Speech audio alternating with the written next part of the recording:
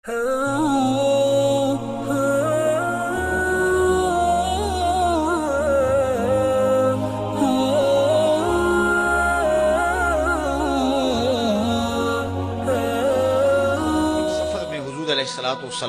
और असहाब गामजन थे कि रास्ते में कयाम किया तो एक कबीले की सुलह करवाने के लिए हुजूर अलैहिस्सलाम तशरीफ ले गए। वहां कुछ ताखीर हो गई तो सहाबा ने हज़रत अबू बकर सिद्दीक को कहा कि हुजूर रुक गए हैं तो नमाज का वक्त जा रहा है, आप नमाज पढ़ा दीजिए। तो हज़रत अबू बकर सिद्दीक रज़ियल्लाहु ताला अन्हु मुसल्ले पे खड़े हो गए। अब नमाज शुरू होगी, उधर से हुजूर भी फारिग हो गए। तो आका करीम तशरीफ लाए। तो आका करीम अलैहिस्सलाम जो ही तशरीफ लाए तो सहाबा की सफ़े बंदी हुई थी।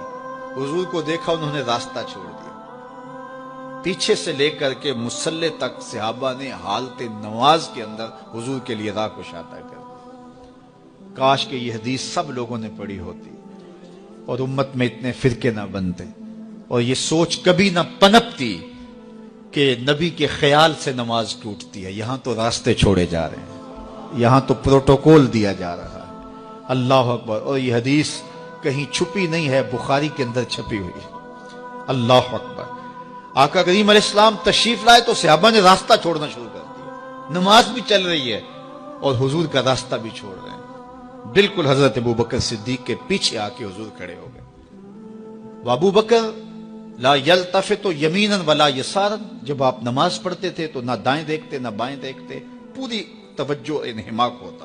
वो अपनी कैफियत के जहान में डूबे थे और हुजूर आके पीछे खड़े हो गए। सहाबा ने अपने हाथों की पुश्त पे हाथ मारने शुरू कर दिए। मुकान व तस दिया कुरान ने। ताली लगाना, सीटी मारना ये शैतानी आमाल है, लेकिन हाथ की पुश्त पे हाथ मार के मुतनब्बे करना ये मुख्तलिफ मवाके के ऊपर ये जायज है। अब जब हुजूर आके पीछे खड़े हो गए और सहाबा समझे कि हजरत अबू बकर सिद्दीक एक इस्तिगराक के आलम में है, एक कैफियत के जहां में डूबे हैं, तो उन्होंने अपने हाथों की पुश्तों पे हाथ मारने शुरू कर दिए। तो हजरत सिद्दीक अकबर समझ गए कोई गैर मामूली वाकया हो गया। देखा पीछे हुजूर खड़े थे। अल्लाह अकबर। तो हजरत सिद्दीक अकबर मुसल्ले से सिरक के पीछे आने लगे तो आका करीम ने इशारा किया, रुको, नमाज पढ़ाओ। सैयदना सिद्दीक अकबर इसके बावजूद पीछे आ गए।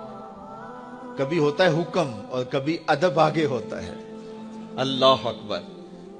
हजरत सैयदना अली मुर्तजा रज़ियल्लाहु ताला अन्हु को कहा ना हुजूर ने, सुलह हुदैबिया के मौके पे सुलहनामा लिखवाया जा चुका, तो लिखा ये मोहम्मद रसूलुल्लाह और कुरैश की जानिब से है।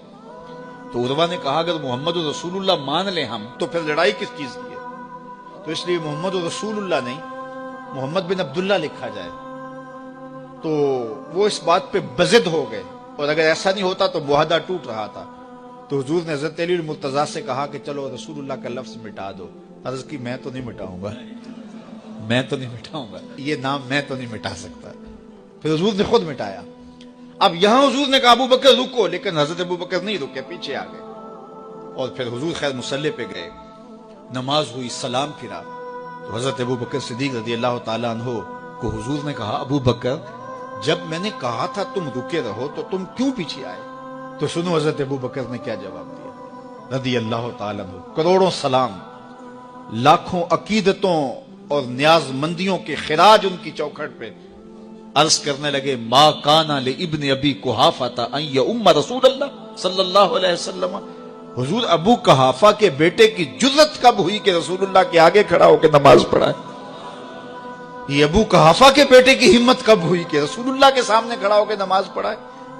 तो अदब पहला करीना है मोहब्बत के करीनों में।